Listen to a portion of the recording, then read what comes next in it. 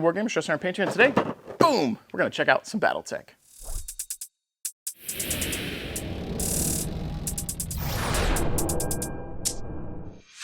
I'd like to welcome you guys back to the channel. If you are new here, please alpha strike that like, subscribe button, and if you are a returning viewer, thank you so much for continuing to help support what I do.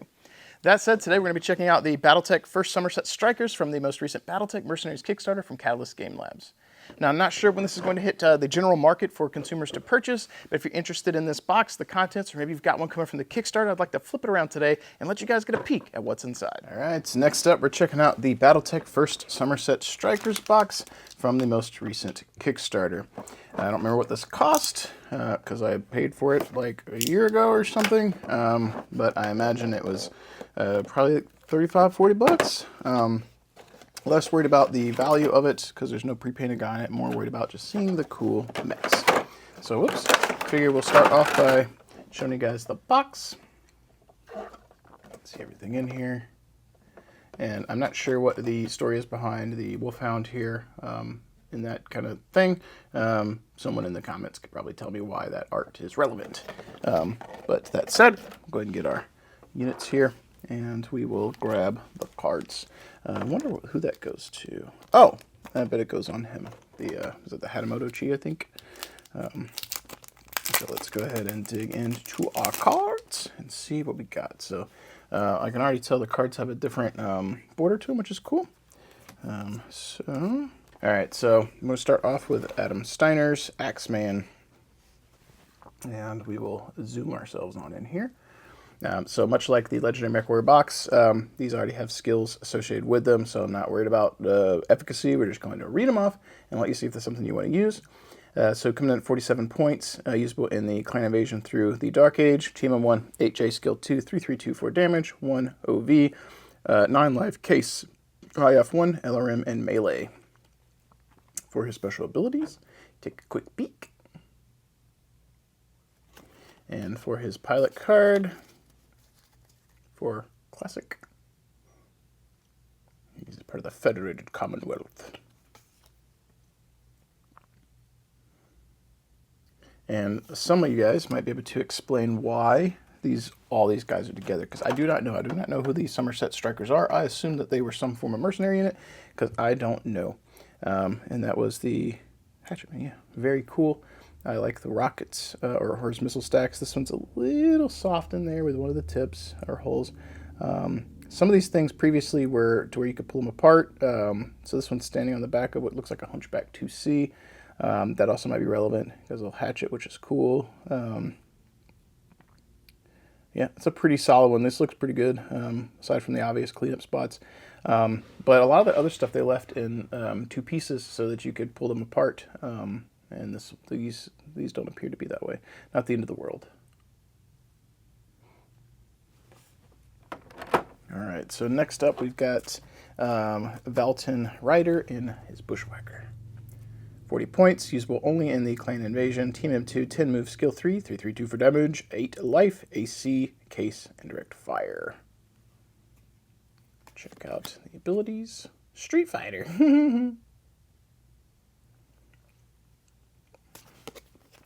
And for his card in Classic. Okay, so it's also Federated Commonwealth. So are they all like Davian stuff?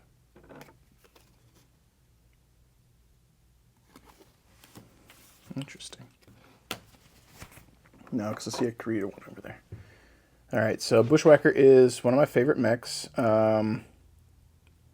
So one of the things immediately on this that I don't like, right here, the mold is messed up. You can see where it's starting to get soft and go into the rocket there. That's unfortunate. It's like it's completely missing, like part of the mold just didn't fill up or something.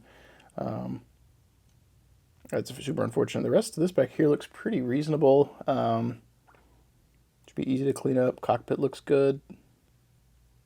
Little spot here to clean up. Not the end of the world. That's cool. It seems weird that the gun's on the inner side of his arm. Like, how do you grab stuff? Because you'd reach over and you go to grab and the gun's in the way. That seems a little weird. I don't know why. There's probably a reason that they latched it that way. But, you know, I guess if you really need to do something, they probably got some disengage buttons they could push and just have the gun just drop off completely and just, you know, jettison. The Christmas over here on the sides of the legs is really nice. This thing I'm noticing as well. So yeah, and then that's kind of annoying. That's you're gonna have to fill that hole. A little bit annoying. But yeah, the bummer is really the missile pod right here. Sorry for that going out of focus. I'm trying to get nice and zoomed in, and sometimes the focus is a problem. But yeah, that's a bummer. Tis a bummer. All right, so next up we have got the Hatamoto Chi for Franklin Sakamoto.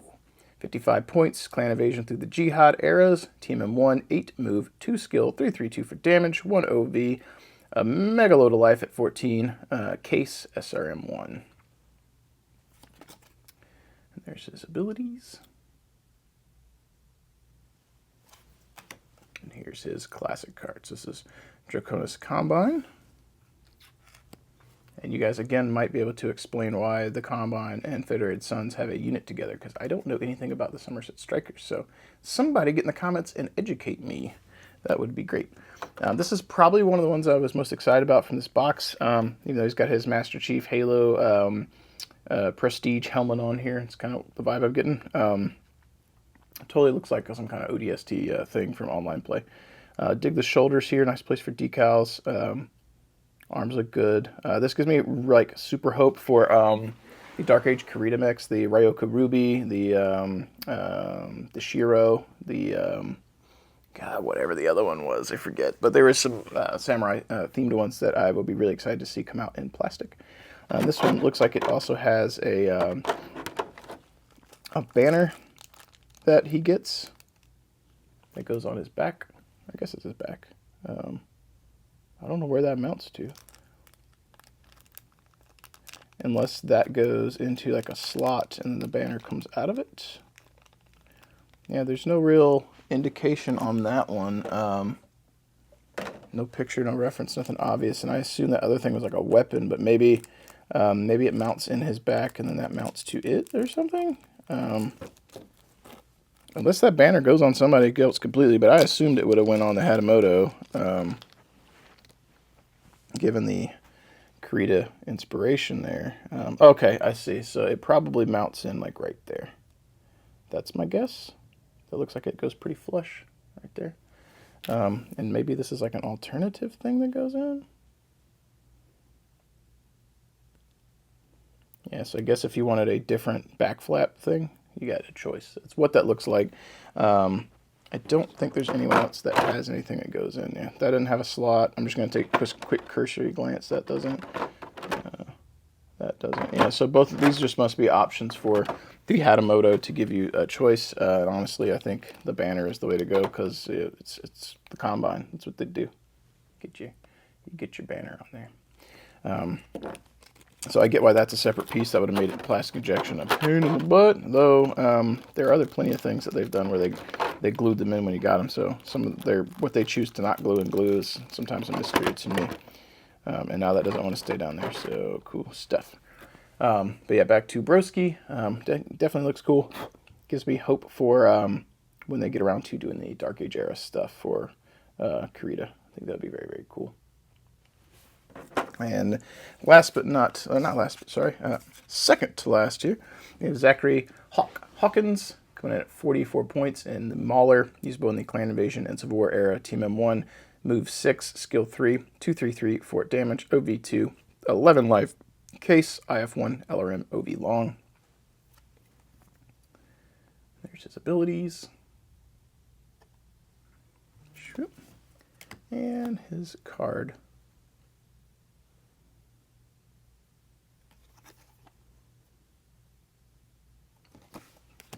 Let's check out this. This thing is a beast. It is huge. What weight class is it? So it's an assault class mech. Big, nice details. These, I feel like they could have adjusted the scale a little bit on Battletech. I know this is already encroaching some, but all the bigger stuff I feel like it's got better details. The smaller I get, the harder they're pushing the limitations of the company they're using for plastic injection. And like these bigger ones, I just feel like they get it done better. And it's easier to prevent some of the issues that show up on the small ones. That said, the box I reviewed a little while ago with that Phoenix Hawk 2C in it had an issue on it that it shouldn't have had. Either I got a bad one or the mold's bad and they just missed it. I don't know. But in general, I feel like these big ones, it's a little easier to produce and they look nice, super crisp. Really nice. Yep, not too much to really complain about that other than the obvious mold line cleaning. And then finally, last but not least this time, we have Ciro Ramirez and the Wolfhound. So 28 points. Clan Invasion Civil War era, Team M 2, Move 12, Skill 4, 331 at 7 points, or 7 life, sorry. E and E and rear. There are the abilities. And the card for Classic.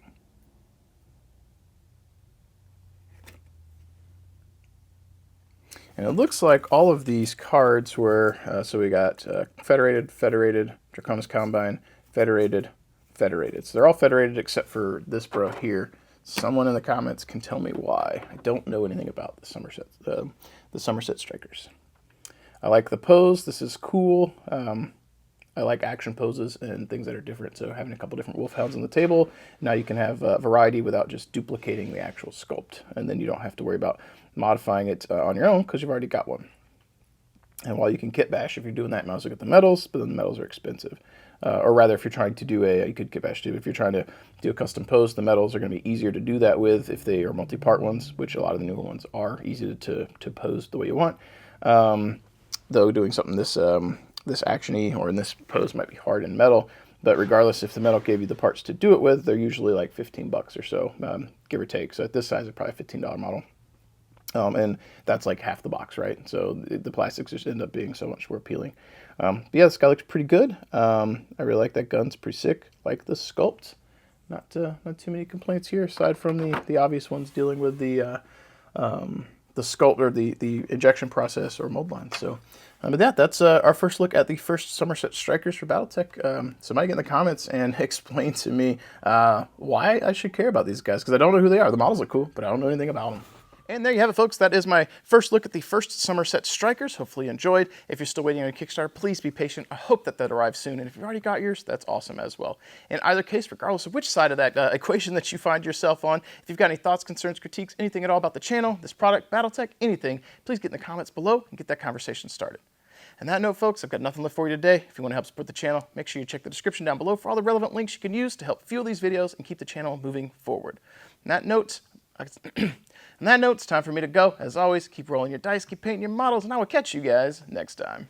If you made it this far, you're probably a viewer that already hits that like button when you see a video come up. You're probably already a subscriber, and you probably jump into the comments down below to help support the channel, to help support that algorithm. But if you're looking for some other ways to help support the channel too, make sure you check the description down below. Maybe you want to pick up some paints from Monument Hobbies. That's my paint of choice. The Pro Acrylic line is chef's kiss, good stuff. Maybe you want to check out some of the offerings from Death Designs, where I work in my day job. We got plenty of 3D printed products, as well as MDF terrain, some of the stuff that I have designed myself and we play with here on the channel.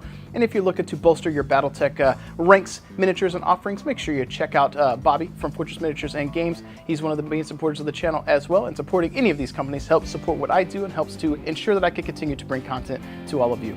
If you want to become a super supporter, I highly recommend you guys check out the Patreon. You guys give that extra little edge to help push more content out, and I really do appreciate that. And my ultimate goal on the channel is to continue to be able to not only put out the content we have now, but to get to a point where you can put out more content later, whether that be battle reports or painting tutorials or just more rambles, anything at all. I'd like to be doing more content for you. This is something that I enjoy. I like being able to cast a light into the darkness to bring a little bit of hobby positivity to all of you and make you feel good, and also enjoy playing games myself.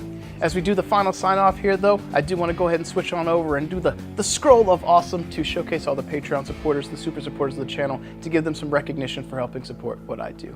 Thank you guys so much, and I will catch you guys next time.